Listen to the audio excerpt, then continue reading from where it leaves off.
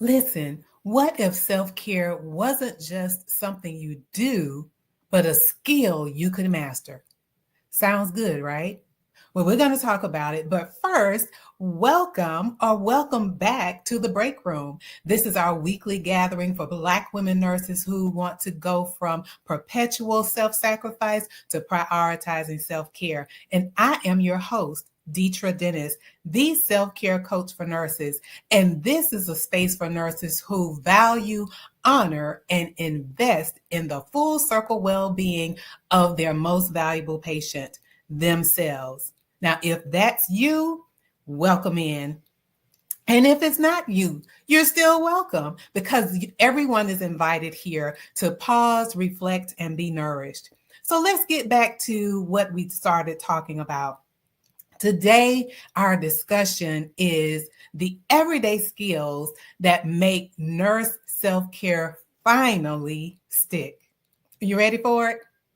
All right. So listen, I know even motivated nurses struggle to maintain self-care because they lack the skills like setting boundaries, sound familiar? Managing stress, and saying no. And a study in the Journal of Intensive Care Medicine found that resilience training reduced burnout in nurses. I know this to be true. Listen, because when I was that nurse who was superwoman and who was perpetually self-sacrificing, I knew I needed support. And that's when I hired a coach, and she's a resilience coach. And she shared with me tools and techniques to help me as I transformed and transitioned to prioritizing self-care. So to level set, let's just talk about what resilience is. And my coach, as I mentioned, she's a resilience coach, and she received her certification through Heart Math Institute. So this is what Heart Math defines as resilience. So they say that resilience is the capacity to prepare for, recover from, and adapt to stress, adversity, and challenge by balancing physical, mental, emotional, and spiritual systems to align with the heart's intuitive guidance, or can we say our spirit? And this involves managing one's energy and emotions to maintain inner balance, clear thinking, and composure, effectively acting like a fully charged battery, like the ever ready bunny. I think that's Energizer Bunny, I'm sorry, that allows better decision making, and sustained performance in life. Does that sound good to you, that type of resilience? So that to me means that self-care isn't fluff. It's a skill set. And just like the clinical skills that we have, it can be learned and practiced until it becomes second nature. Are you ready for that? Are you ready to get off that hamster wheel and then just, allow self-care to be our go-to? So here are some ways, I like to keep it brief for you. So 3 ways that we can have self-care so it can be sustainable. Ready for it? All right. So self-care becomes sustainable when you learn to set boundaries. How many times can we say that? And when you set boundaries, you are protecting your energy. So allow me to add, not just setting the boundaries, but maintaining the boundaries. I know sometimes we're good about setting them, but at other times we kind of drift off when it comes to the maintaining. So this is about being consistent in whatever boundary you set.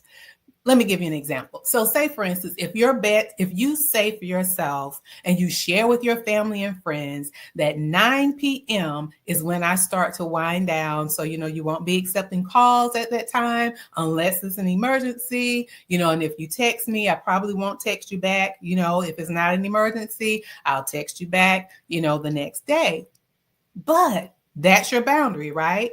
But then you might have someone who still calls you after 9 and you answer and you hold a full conversation. you haven't consistently maintained your boundary, right? So we want to consistently maintain the boundary. And it is imperative, again, not only to set the boundaries, but maintain and be consistent with your boundaries. So that's number one.